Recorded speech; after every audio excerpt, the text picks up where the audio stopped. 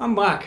Well, where have I been? Well, I don't know if you can see that. I've actually got a lump on this wrist, just about there. Yeah.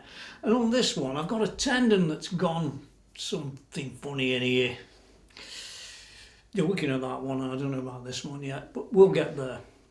Plus the fact that the wife said, no more in the room. However, I'm very convincing when I want to be, and here I am, back in the room. Anyway, what's it all about today? Well, I can tell you, it's all very interesting stuff. Whether I'm right on everything doesn't really matter, but it'll just get you thinking about the stuff we're going to talk about. And that's a word called resonance. Yeah, you know what resonance is, don't you?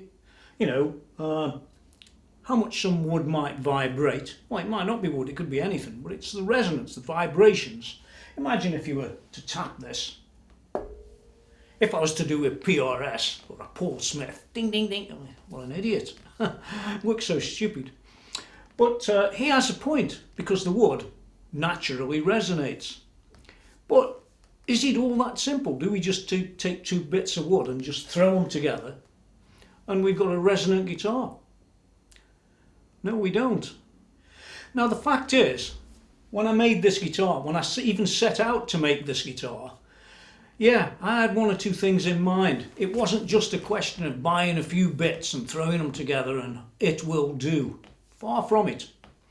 And it's a lesson that you can learn if you're going to go and make a guitar or assemble a guitar or build a guitar. Do call it what you will.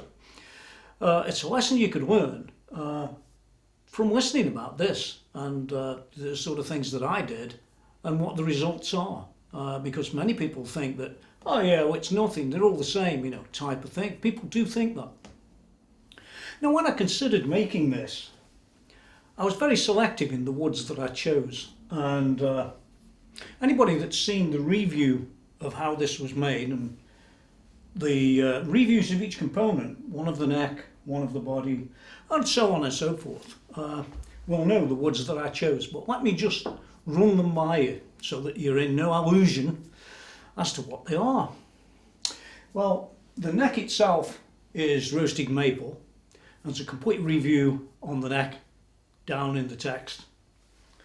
The body is roasted ash, which we'll have a look around the back in a second. And the front is what's called koa wood, K-O-A. And that comes from Hawaii. And I think it's about the only place in the world you can buy it. So it isn't particularly cheap, but it has these particular properties. So a roasted ash is not that common until more recent times. And to be fair, neither is roasted maple. It's not been that common until more recent times. Let's just take a quick look around the back so you get an idea of the wood used on this one. And as you can see, it's a little bit out of the ordinary. You see it's sort of layered up. Some people have said it's made of I can't say it. Some people have said it's made of hardboard or plywood, but it isn't. It's actually made of roasted ash. And it's got a sort of natural sort of matte finish on this and no finish on the neck, which is also important. And one last thing on this, it's actually a hollow body as well. So between that front koa cap and the back, there's some hollow bits. Now when I first made this guitar, I was always mindful that I wanted a guitar that would resonate, or you might call it sustain. You could call it what you like, but basically vibrate when it had been assembled. Like no other guitar that I own. And in fact, I hate to say this, but that's exactly true of this guitar. And we're going to show you that on screen in a sample test that I did. Oh, and this is the other guitar that I chose to do a comparison with. Now this is an everyday, ordinary Ibanez. It is Japanese. It's got a maple neck. It's got a rosewood fingerboard. And I think this is basswood or basswood. I'm pretty sure that's its combination. So this is just like the sort of ordinary guitar that anybody might own from anywhere.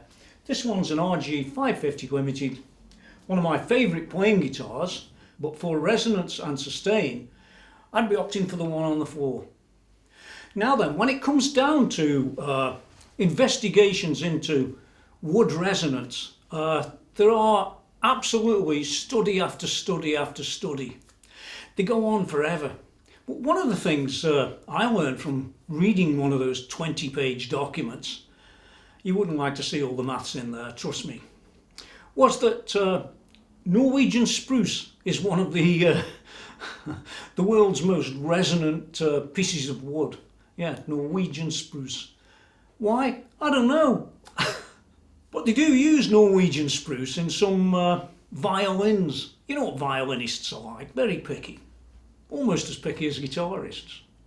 Now just step back and think for a few minutes of all the different times you and I, because I know you have as well, you've thought about them years ago, oh yeah, I need to get a heavy guitar. Do you ever remember when they used to have Les Pauls that weighed 11 or 12 pounds? I hate to say this, I saw a Stratocaster once, a Robert Cray Strat, in Sarasota at Guitar Centre, I think it was, or it could have been Sam Ash, that weighed 15 pounds. Yeah, 15 pounds, and everybody's saying, oh, it'll sustain forever. Well, needless to say, wouldn't, and neither would you. You'd fall over because it'd cripple your neck. 15 pounds is unheard of. But did they have a point on heavy guitars have increased sustain from the wood density and all? You know what I'm saying, don't you? I don't think they did. I don't think they were right in that. And reading the documents I've read, the 18-pager, that's a good one, from 2008. That sort of says, well, no, that's not the case. It involves a lot of things, such as the moisture inside the wood. It does involve the density, but the heavier density isn't quite the same. So my view was always that less moisture, lighter wood, the right type of wood, I must add, and things like that. And you're going to end up with a guitar that'll sustain for a long time if you get the combinations right and all the rest of it. Think I'm right? Put down there what you think. Now in the tests I saw, there are literally 8 or 9 pages of graphs and mathematics. Trust me, I'm not even going near it. There is no point. But one of the interesting things I did see was that it did tell me that, you'll like this, Young's modulus of elasticity, it was a way of measuring wood quality and resonance. Now that's an interesting thing because I used Young's modulus of elasticity when I was 16 at college. Anyway, so what we're going to do is we're going to bring up the first measurement screen of when I checked an Ibanez, and let me explain what I did to test it. It didn't go through any amplifiers or anything like that. It just went straight through a piece of wire into the recording desk and then into Studio 1.5. And I used a spectrum analyzer to show where it started when I hit an E chord, and I just let it ring until it stopped. And you'll find that there's something interesting between the two tests, the Ibanez and the, well, we'll call it a Strat for now. Yeah, very interesting stuff indeed. And the length of time that they went for is also very interesting. You really want to pay attention to that. Yeah, I don't know what I'm doing, do I? No, well, you wait and see. You can compare Ibanez with one that I built. So let's get down to the Ibanez test. Here we go. It's coming up on screen now. And you can see that actually I only did one test on the Ibanez test because I knew that the other guitar would actually last longer. As you can see, it's up there now, going and going and going. And you'll get to a point where the waves basically fade out. And at that point I stopped the clock that I was using to time the thing. And basically it was 31 seconds. Now there is no audio because you've heard an E chord before. But it was 31 seconds of sustain of that chord and you argue a load of different things, which we'll talk about later, but that's what its sustain was. Very interesting stuff indeed. And yeah, when we move across now to the other test, well, that's another story too. Now, I always knew this guitar here would be extremely long in sustain when I was assembling it and making it and putting it together and all the rest of it, and that was because of all the choices I made before I even set out with a single component. I won't go into depths now, we'll wait until later, but coming up now is the first test that I did of this. Again, it's on screen now, and you'll see that it's a chord, but you'll notice that even as it fades away, there's a particular frequency, I think it's about 100 Hertz, or maybe a little bit higher than that, that just hangs on in there forever. And this one lasted for 54 seconds. Now, if you relate 31 seconds of the Ibanez to 54 seconds, you've got something to think about there. And for me, that was really a sort of vindication of the choices I'd made earlier on this Fender authorized copy, we'll call it that. Yeah, compared to what the Ibanez was like. That doesn't mean the Ibanez doesn't play well, it does, it plays exceptionally well. But that's just life, and that's what I found. 54 seconds on golden brown. Now then, wasn't that interesting how the difference was there? We could all talk about, oh, there's different pickups on that one, or this is tuned different, but I tuned them both before I started.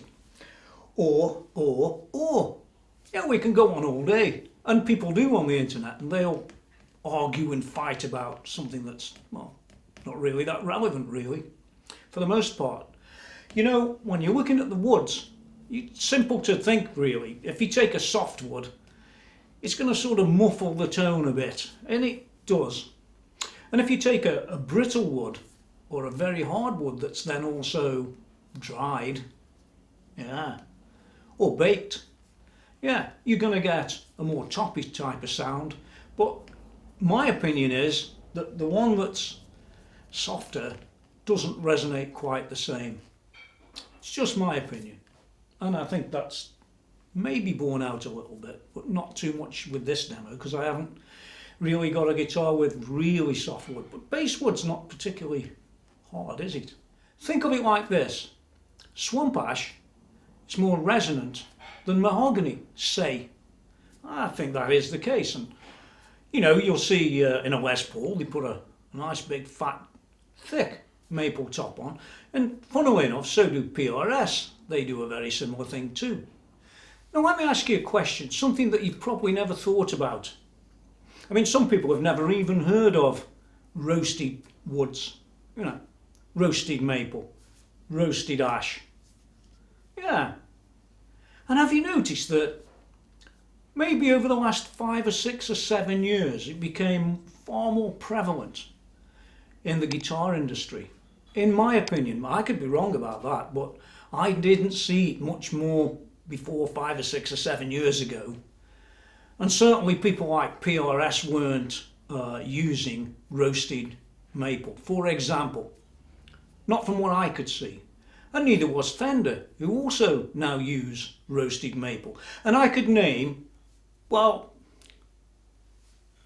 companies as long as my arm, a list of them, yeah, all now offering roasted maple, or roasted some wood or another. Don't forget there's roasted ash on the back of this, as an option when you're buying the guitars. Well, what's that about? I'll put it to you this way. If roasted maple was the be-all and end-all, or roasted ash was the be-all and end-all to achieving a long resonance from something that you put in the wood, why didn't PRS come with it 20 years ago? Or why didn't Gibson come with it in 1953? Or why didn't Fender come with it in 1950, whenever it was? Why didn't any of them do it at that time? There's nothing new about putting a piece of wood and baking it in an oven. nothing. What I think maybe other people have taught them something. Somebody somewhere, and I don't know who it was, but anybody who does know can put it down in the notes for other people to learn, and me too. Exactly who came up with the roasted woods and what their opinion was and why they came up with it. Yeah, it's a very interesting subject and one that I haven't seen actually discussed anywhere on YouTube or almost on the internet, in fact. And certainly the makers don't talk about it. Well, they might today. Oh, look what we've got. But that's not patently not true. Now I want to cover one last little thing just regarding the woods. Now sometimes I've been on to a company like Warmouth and I've been able to choose the top wood. And I've often chosen something like quilted maple. I like quilted maple. It's makes the guitar more toppy and it looks great, doesn't it? And it's hard enough to matter. Yeah, so I can go on there and I can have a look at them, and you will notice, you need to do this yourself by the way, go to Warmouth and go to make a new body and put a quilted top on, and then you can make a choice of what quilts they've got in stock or what tops they've got. And you go and look at those tops and you will find some of those tops, all of the same tree, all of the same everything. They're all nicely figured because they're called quilted maple. That's what that's about. But you'll notice that some of them are very light, very whitish, and some of them very brownish. And if anybody's seen the best Fender Strat in the world video that I did, which has had about 1.5 million views, you'll notice that guitar body had a dark, sort of darkish. It wasn't like that, it was more darkish in its colourings, and that was because I wanted that particular wood to be of a particular sort of resonance. I never told anybody that, but now you know. Maybe you want to go and have a look at that the best Strat in the world video. It's in 3 parts, but if you look at the first part, it shows you the body and shows you the core of that maple, that quilted maple that I chose. That's down in the text too. Now I'm coming to the end of this video. You can make your conclusions about whatever you like. Tony's an idiot, or you're an idiot, or everybody's an idiot. Doesn't really matter. But I did show you that this guitar did resonate for a very long time, and it did have that 100 Hertz frequency where it went on and on and on and on and on, and eventually that collapsed. But it took the guitar an awful long time to lose that tone that we put in with an E chord, and that's the important point. You could say, as I said earlier, oh, it's the pickups, it's this, it's that. Well, if you feel that strongly about it, go and put it all down in the text below. Yeah, but I'm not entirely convinced it's just the pickups, or it's this, or it's that. I think it's the wood, yeah, especially on this guitar. So you tell me what you think, and yeah, I hope this video has been really interesting because it's one I've been wanting to make a while. I haven't got any gear at the minute, but I'll be getting some more reviews on that stuff. This was one I really wanted to make people think a bit, rather than just, oh, it's roasted ash or roasted maple or whatever. Think about why you're choosing a wood if you're going to build a guitar. Don't forget to go to TonyMcKenzie.com. It's linked down in there somewhere, and that's got lots of reviews on it. And yeah, one last thing, stay away from the madding crowd and don't catch coronavirus, will you? Because you might survive it, or you might not. But even if you do survive it, you can actually survive it and have problems like, oh, they had to take your leg off. Things like that, things they don't really bother tell you too much about. But I would strongly advise you to, wherever you are in the world right now, stay safe. Until next time. Get out of here.